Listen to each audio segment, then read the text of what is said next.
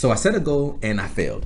I did. I made sure it was achievable. I got my students hype about it. I made sure it was something that we could do. And in the end, I still failed. And I was super upset having to tell the students that we failed at that goal. But now that I look back on it, I'm really excited because it taught me a trick to how we can set goals and actually achieve them. Check it out in this video.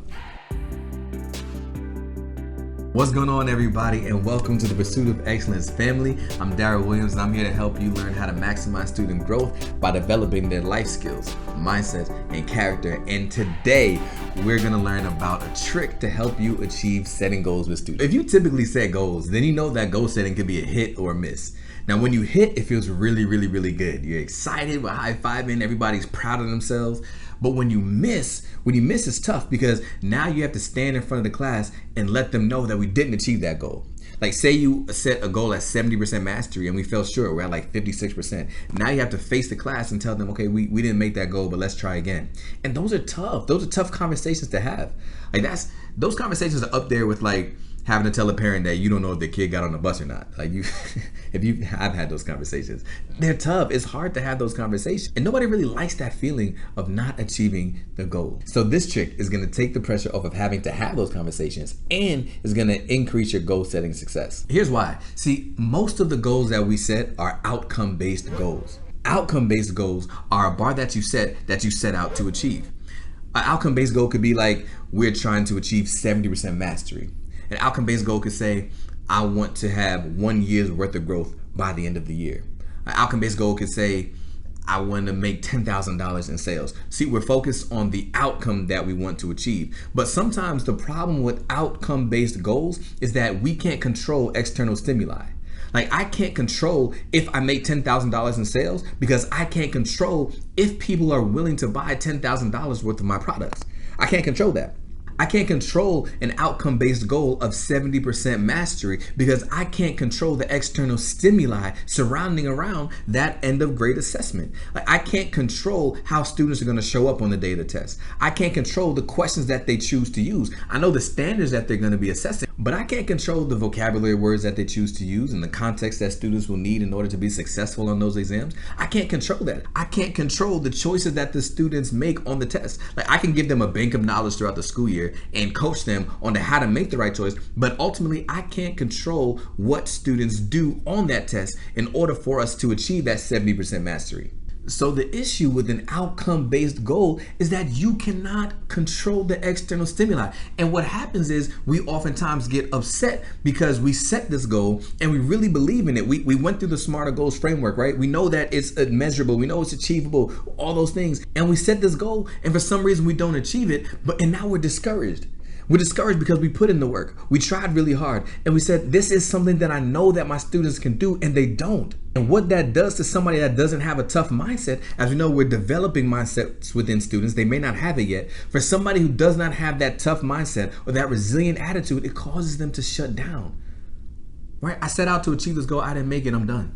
But here's the trick that you can use to set goals that students are more likely to achieve and still get the desired outcome. But before we get to that, it's critical that you use an effective framework when setting goals with your students in the first place. So I'm going to link some resources to Smarter Goals down below, and I would love for you to check it out. Look at it with your students. There's some free resources that you can use that really helps them walk through the goal setting process. So check that out.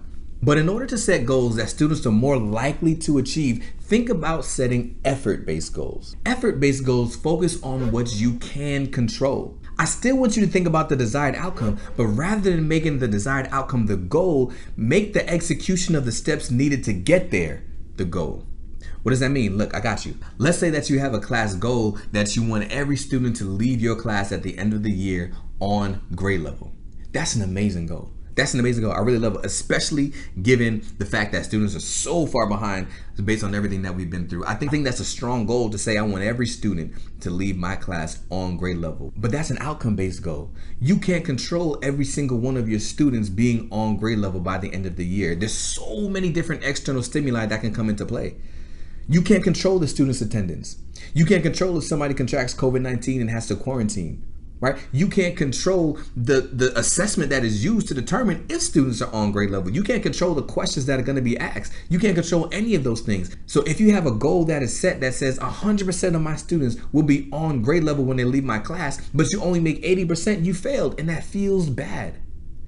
But if we switch from an outcome-based goal to an effort-based goal, maybe your effort-based goal says, my goal is to hold small group interventions with every single one of my students twice a week. So this is keeping the big goal in mind. I still want every single one of my students to leave my classroom on grade level, but I'm not looking at the outcome as the goal. I'm looking at the effort that I have to put in order to get there. I'm focusing on what I can control. I know that some of the steps that I need to make in order for my students to get where they need to be is I need to have small group interventions with them twice a week. And that's my goal. Because at the end of every week, I can look back and say, did I do small group interventions with every single student twice this week? Right? I can ask myself those questions. I can put in the grind myself. I can evaluate my effort on that. And if I did, I can say I'm doing the best that I can. And if I didn't, I can say I need to step it up. I'm evaluating my effort towards the goal. Now at the end of the year, if I have 80% of students leave my class on grade level, I can look back and say every single week I met with these students and I gave them small group interventions twice. And I gave the very best that I can. And I tried my very hardest. And that's okay. And it's okay to be okay. It's okay to be okay with that outcome because you know that you did the very best you can. If you only focused on the outcome-based goal, the only thing you'll see is that you fell short. But if you use the effort-based goal, you can say, I did the very best I could for these students. And nobody can ever ask you for better than your best. So I want you to try it. I want you to try to set an effort-based goal where you reward your effort, not an outcome-based goal where it's kind of like you put up a wish and hope that you get there, right? I want you to reward your grind, reward your effort, set a goal that is going to be rewarding how much work you put in because I never want you to wish for something more than you work for something.